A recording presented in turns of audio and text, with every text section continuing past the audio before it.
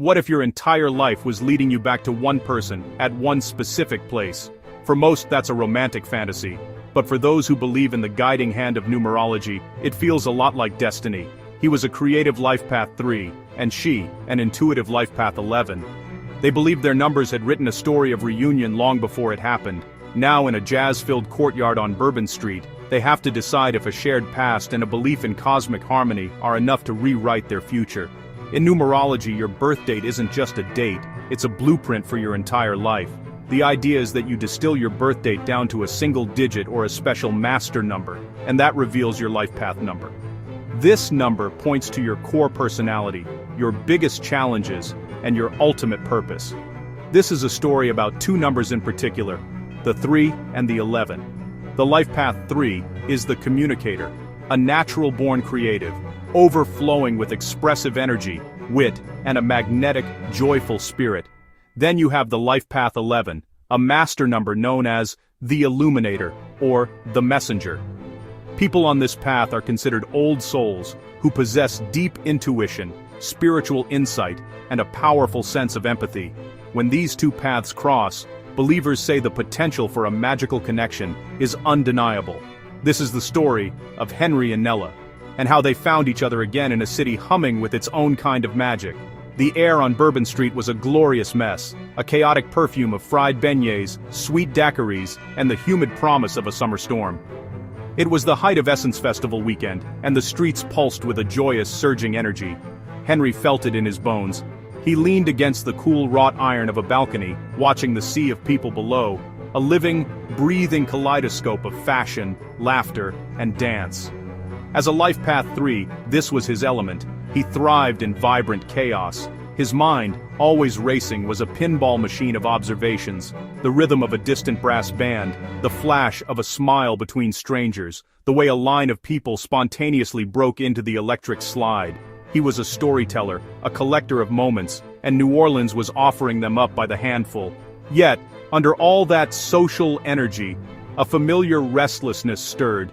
It's the shadow side of the 3, a creative spirit that loves to connect but is terrified of being contained. That restlessness had defined his 20s, and it was the reason he was standing here alone. His mind drifted back, as it often did, to a different courtyard, years ago.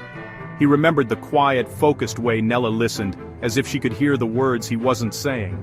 He had been all talk back then. A whirlwind of big ideas and half-finished projects. She had been the calm eye of his storm. Her presence was grounding, but he'd been too afraid of solid ground.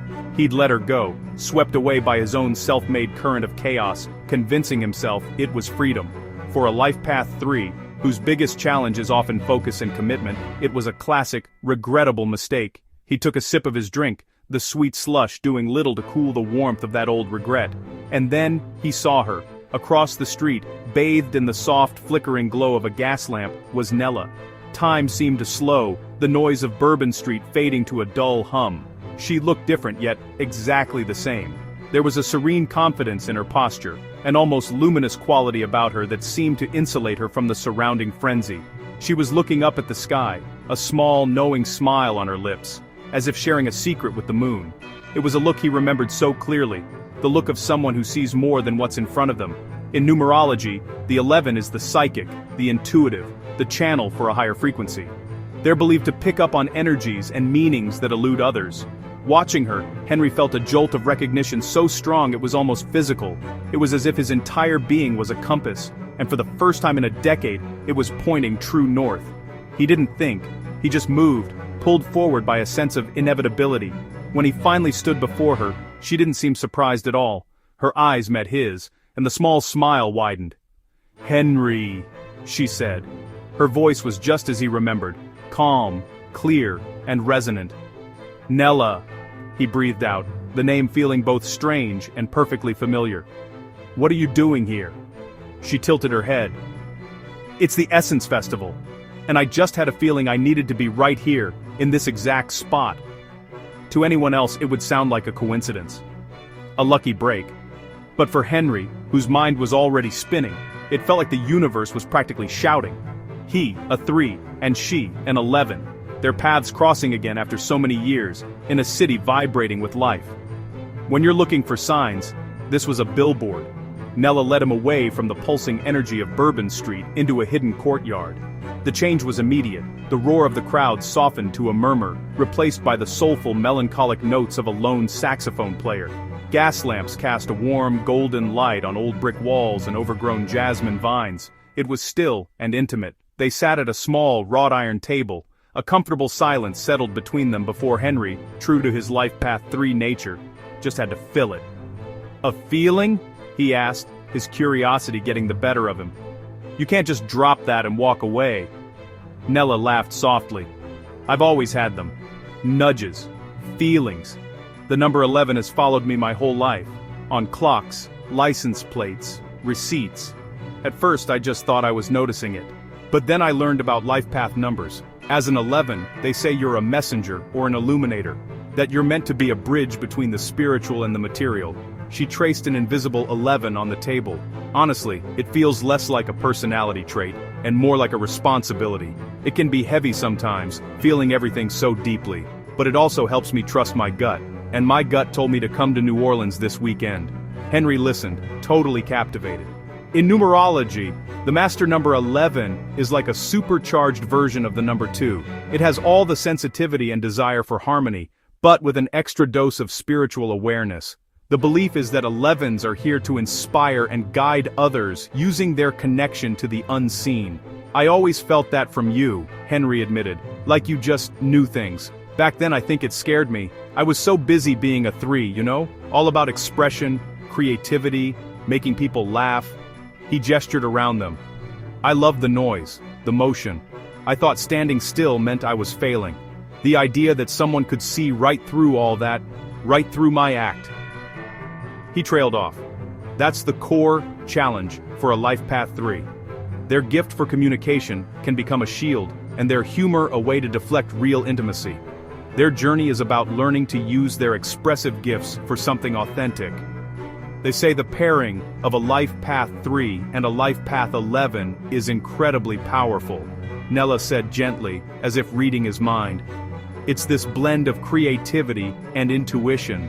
The 3 is the performer, the voice. The 11 is the spiritual visionary. Together, the synergy can be amazing. The 3 gives voice to the 11's insights, and the 11 gives the 3's creative energy a deeper purpose. Henry really looked at her, for the first time in years. The restless energy in his chest began to quiet. This wasn't the anxious quiet of his past, but a peaceful stillness. He felt seen. "But it also says, the 3 can be scattered," Henry said, a hint of his old self-deprecating humor creeping in. "And that the 11 can be so sensitive, they get lost in their own head. Sounds like a recipe for a beautiful disaster." It was a test, a reflex. The old Henry would have made the joke and immediately changed the subject. Nella didn't laugh. She just watched him, her gaze steady.